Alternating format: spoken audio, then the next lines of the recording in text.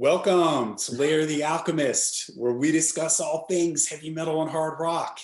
On today's episode, another in my series of heavy hidden gems from the 70s.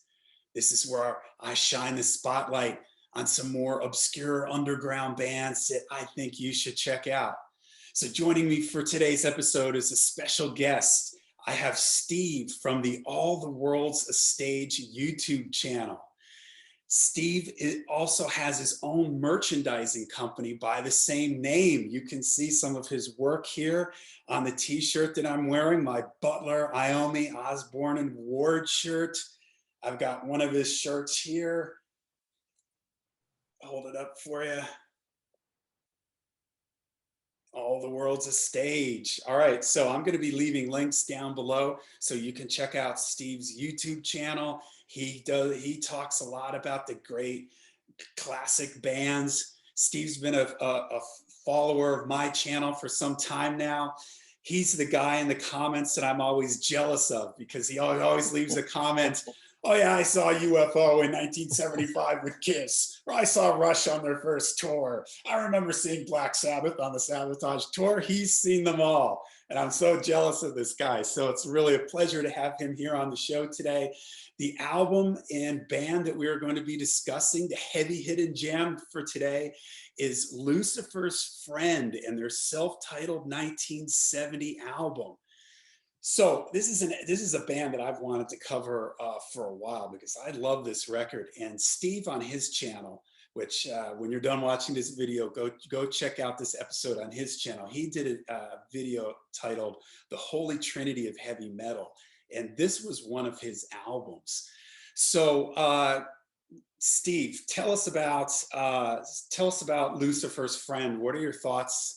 What are your thoughts on them? What do you know about them? Set the stage for us. All right. Well, first of all, thanks for inviting me to do this. And then also, normally if you watch my episodes, I start out with a close-up of a t-shirt. It normally links into the theme of that episode. But where are you going to find a Lucifer's Friend t-shirt? I don't know. But because the first time I came across your channel was when you were ranking Blue Oyster Cult discography.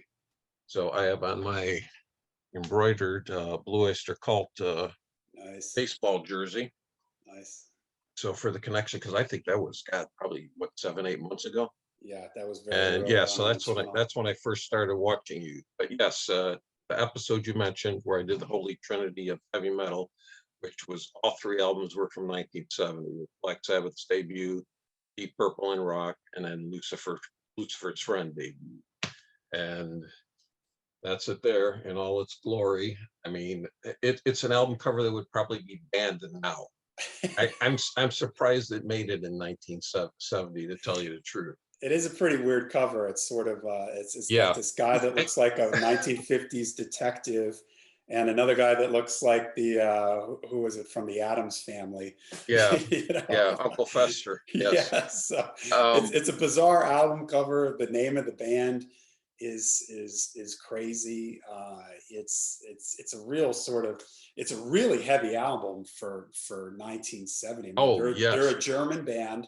They're from Germany, and it features in the band, you've got John Lawton on vocals, and John Lawton would go on to sing on a couple of Uriah Heep albums. He would sing on Firefly, Innocent Victim, and Fallen Angel. And he's got a great voice. He's got a nice, like, upper range voice. Perfect voice for this music. Absolutely. Yeah. Peter Hessline on lead guitar. There's some really great heavy riffing and great lead playing on this album. Peter Hecht on organ and piano. Very much, if I were to describe Lucifer's Friend on this album, I would say that they are kind of like a combination that whenever you add keyboards to a band from this era, the comparisons, of course, immediately go to Deep Purple and Uriah Heep. I think they lean a little bit more towards Uriah Heep. So it's kind of like a Uriah Heep with the keyboards, but there's some very sort of dark Sabbath type riffing on here. There's some moments where they get almost prog-ish At times, there's some real sort of jammy sections where they sort of stretch out a little bit. Yeah, and to me, the star of the album, it's Dieter Horns on. I mean, if you're a bass player, which you are, Yeah, you're a I was very going to good mention bass. him. You're a very good bass player from what I've seen and Yeah. heard. He is the star of this album. I mean, him and Peter Heck on keyboards, because really, to me, the drums and guitar, when it's, when he's doing chords, it gets kind of lost in the mix. I mean, the keyboards and bass are really, they stand out in front. I mean, and also John Lawton vocals, but Yeah, the I, keyboards and bass drive this album really, really well. There's yeah, great bass playing all over this record, and the bass is really clear and upfront and I mean, I think I'm about 15 years older than I'll be 65 next month. How old are you? 50. Yeah, okay, so I'm 15 years older than you. So I mean, this album came out the year you were born. So for me, you know, I'm this 15-year-old who walks into Rolling Stone Records in Norwich, Illinois. I'm flipping through the bins and I come across this album cover. And like I say, I mean, what teenage suburban kid is not going to be drawn into Intrigued this? by that. Yeah, so I mean, I bought it, I came home, played it, and I was just blown away by it. And it's an album that I play heavily to this day, even. I mean, and now, we're what, 50 plus years down the road. But like you said, when we were talking before we started recording, this album is an anomaly because this is the only album of theirs that sounds like this. Unfortunately, I mean, they really shifted gears. That next album, where the groupies kill the blues, it's more proggish. I mean, there's jazz in there. And then even the third album, I'm just a rock and roll singer. Now they're bringing in horns and brass Yeah. section. They're sounding like Chicago. And I can remember, listening to this back then. I'm like, what the hell have you guys done? I didn't get it because it was the same band, same band members, same songwriters, everything. And I can't even think of another band that changed their sound as drastically as they did. It floors Yeah, and me to this day. it's really a shame because I think if they had stuck with this sound, they would be right there in the discussion. If they had stuck with this and kept growing with this type of Yes. sound, this combination of the heavy riffing, the moodier, darker vibes, the great vocals, the keyboards, they would be right there in the discussion with Uriah Heep Yeah, I and Deep believe that Purple and too. everything. It's just that maybe they didn't have the success they wanted with this album, and so they shifted gears, and so this album thus becomes one of these records that people who like to dig deeper into sort of the proto metal, the proto doom stuff, and the more slightly obscure, heavier stuff from the '70s. This is an album that a lot of people just love and praise because it's really I mean, it is right there. First of all, the production on it. It is produced by Herbert Hilkenbrandt, and the production on it is great. It's got Yeah. enough sort of reverb and uh, atmosphere to it to add to the creepiness of some of these songs. But everything is right there. It's a real clean production. I would sort of, it reminds me a little bit of the first Black Sabbath album, the way that album has a lot of atmosphere. Yeah, it Uh, does, especially like on the last song, the title track, where you've got the rattling of the chains. It sounds like they're, in the tombs of hell. yeah, absolutely. And jumping into the album, probably the song, if you've heard of this band, probably the song you would recognize would be "Ride in the Sky," the opening track. And man, this is a great proto metal song. It's got a real like galloping kind of charging riff. I think the thing that really makes this song stand out is the use of A, a f- French a horn. French horn. Right. At that time, this is, kind of like a Yep. elephant noise or something, and Yes. played by the keyboard player Right. Peter Hecht. But man, this riff is about, wow, this is a heavy riff, heavy, very metallic riff for 1970. I mean, Deep Purple, maybe Hard Lovin' Man has that same sort of galloping, charging thing. Communication Breakdown by Led Zeppelin is pretty chuggy and stuff. Of course, Sabbath was doing like, maybe NIB off the first album and, some of the stuff Yeah, off and Paranoid. because of the way John Lawton does the a Yeah. lot of people say, oh, they're ripping off Immigrant Song.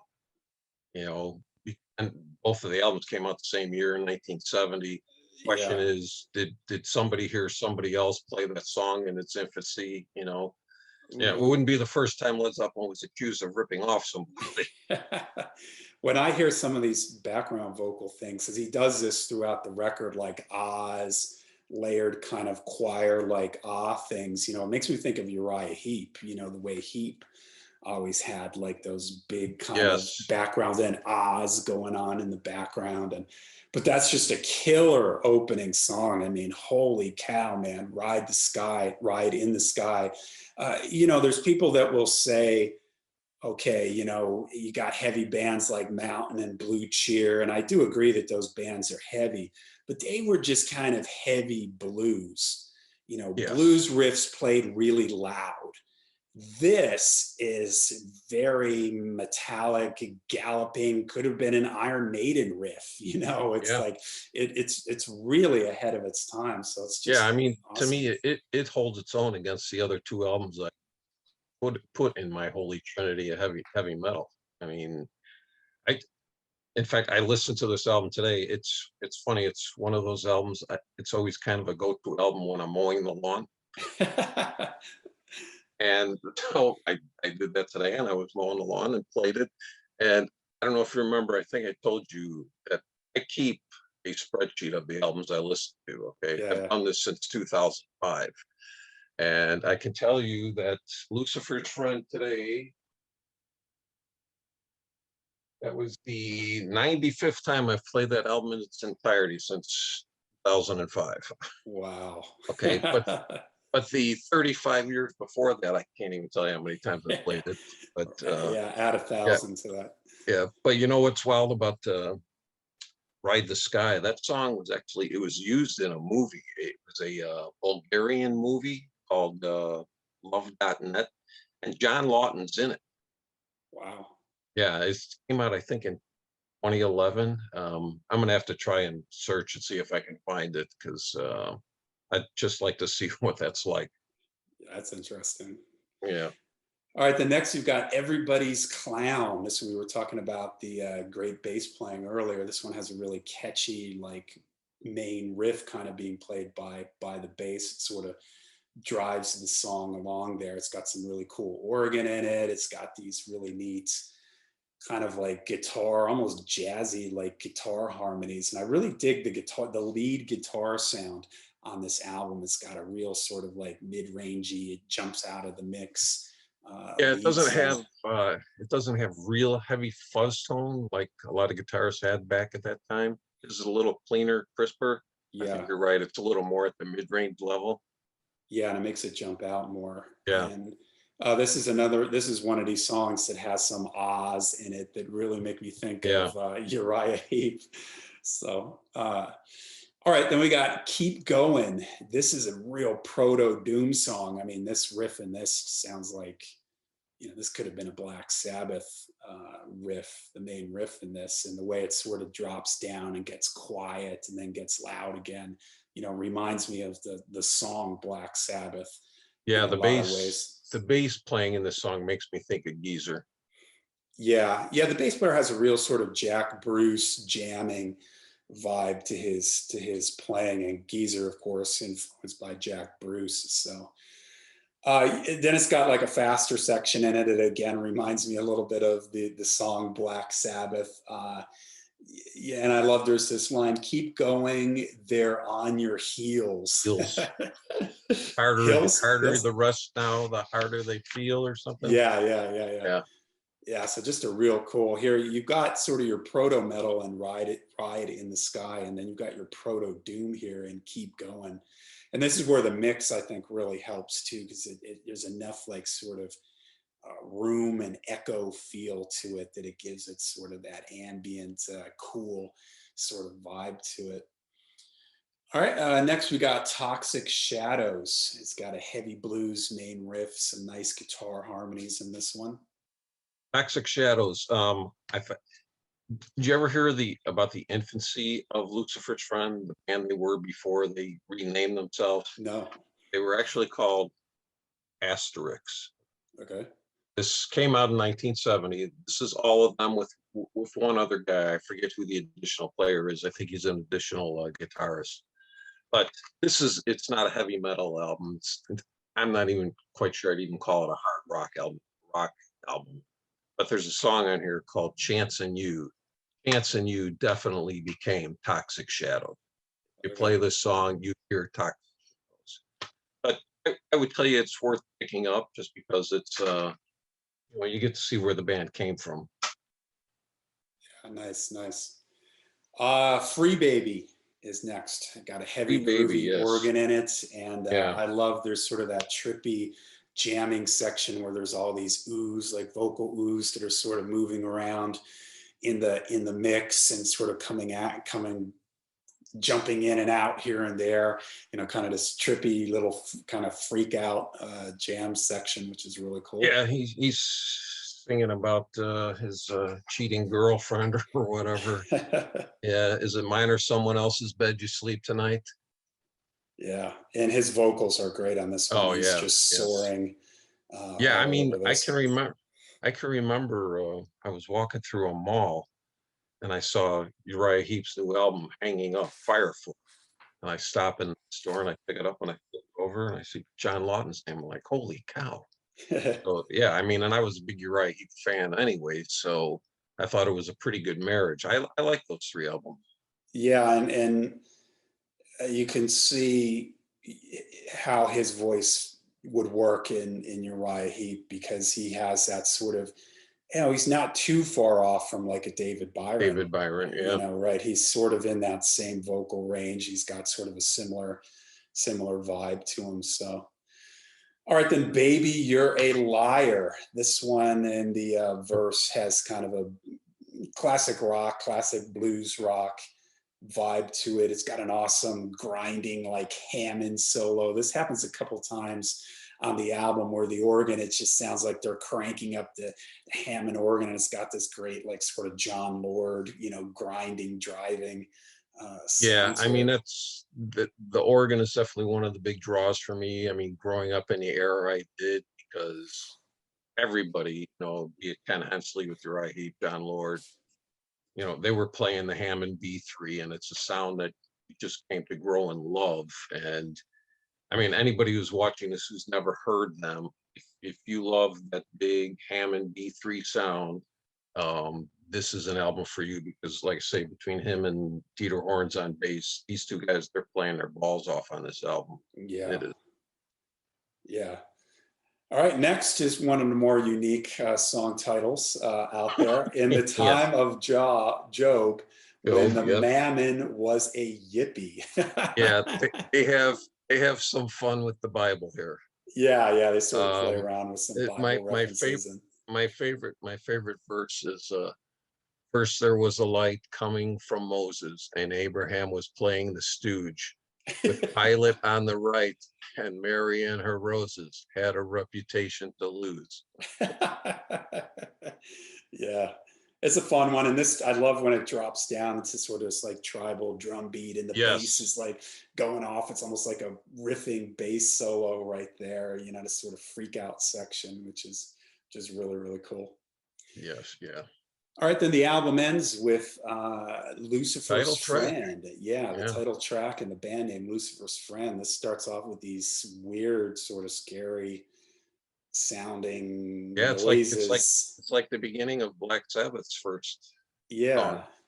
You yeah, know, it's like these weird noises, and then it's sort of the rhythm, like this sort of industrial sound, like it repeats for a little bit, and then this that pulsating, like bass. driving bass line, ominous sounding bass line comes in, and with these great like keyboard and guitar sort of stabs before they, drop into the verse. And I love the chorus in this song, the way it sort of drops down, and a lot of the vocals get real sort of quiet and creepy sounding, and awesome, like a wah guitar solo with a wah pedal on it, and Lawton is doing like this, like lets out this like scream at the end, like during the outro, that's just like super cool. Come take my hand. I'm Lucifer's friend. Yeah, really cool. Tonight is the end of your way. Probably my second favorite song on the album after On the Eye in album. the Sky. Yeah, this is an album. It's very hard for me to rank the song because it's truly an album where there is not a track. Um, Pretty much great albums. I can normally find one song I would say, okay, that's definitely my least favorite. I, I I'd have a hard time doing with this. Never really tried to rank them, but yeah, it's eight exceptional songs. Just Absolutely. I love this album. Oh, um, you know, the label they work well, it was their US distribution was Billingsgate Records, Okay. and they were based out of Chicago. So their stuff was easy to find here for me. I don't know how it worked for other people across the country. I don't know what kind of distribution chain they had. Um, but they they had a lot of great, and they're all other bands. All the other bands are German. You can see there's Yeah, Scorpions. yeah. They did Lonesome Crow. Frumpy. Wow, That's how I yeah. first came across Lonesome Crow, was because when I saw all these other bands on here, I was like, I got to check these out as much as I love Lucifer's Friend. And there's a band on there, Epitaph. They're great. Jane, much more progressive. They're really good. So is Frumpy. I tell anybody to check out any of those other Billings bands. Awesome. Yeah, and unfortunately, like we mentioned earlier, Lucifer's Friend would really change directions after this. So this is one of those bands you got to be careful. Make sure you listen Oh, to this album and don't accidentally pick up something else, because you may yeah. be like, "What the heck were they talking about? This isn't heavy or proto No, metal, proto no, doom." You got to. This is kind of a one off for the band. So no. I mean, so I believe I have their entire discography. So the next album was Where the Groupies Killed the Blues. Keyboards way down on this album. You hear much more guitar than you do keyboard. But yeah, like you said, their style changed. Um, Next album was Banquet. yeah. This is really jazzy, really kind of fusion like. I can just remember being appalled. It's got a cool cover and it makes you think it's going Yeah. to be heavy, Oh but yeah, yeah, it's yeah, not. yeah. Because then the follow up is this: I'm a rock and roll singer. It's the back of the little creepy guy. Well, there he is. Okay, that's on the back. This album is where they incorporate horns. Now they're sounding like Chicago. I'm like, that's not the Lucifer's Friend I want. Then I think this is the album John Lawton came, because John Lawton then left. No, wait. Yeah, this is, I believe, his last album, Mind Exploding. And this is a little more kind of just straight ahead. I think it's like 81. No, this is 76. This is a little more straight ahead rock and roll. Nothing like the first album, and thank God it's nothing like the second, third, or fourth. And then they got this guy Mike Stars for these two albums, Let Me In and what the hell's the other name of it? Good Time, or Sneak Me In, Good Time Warrior. But this Mike Stars, they got him from a band called Coliseum 2. Hmm. You ever hear of them? Oh yeah, yeah. Okay, well, I mean, it's an incredible line. It's Gary Moore, Don Airey, and Neil Murray. Yeah, yeah. I've never heard the album. I don't know how that one slipped by me. But then they did this Mean Machine, and this I think is 81. Yeah, and this is much, much heavier. It's nothing like the first album because it doesn't have the heavy B3, but it is much heavier than anything they had done. And then they have for a band that had some pretty cool album covers, and they did this. Okay, and this is called, what's it called? Sumo Grip. Yes, and it gets a featuring John Lawton on there. Wow. So, and that's the history. But what's funny is if you go to their website even today, in the upper left-hand corner, they have the two guys from the front cover of the debut. Oh, really? They're still on there 50 years later.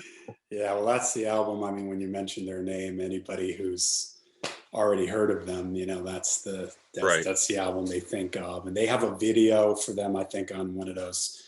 They're not playing live. I think they're, you know, one of like German TV shows where they play Ride in the Sky Right, and this stuff. guy, yeah. Ride, Yeah, yeah. yeah, you can see Peter Hecht blowing away at the French horn. Yeah. Yeah, yeah, exactly. So, all right, there you go. Our heavy hitting gem, Lucifer's Friend, their self-titled 1970 album. So, Steve, thank you so much for joining me here at The Layer. Thank you for having me.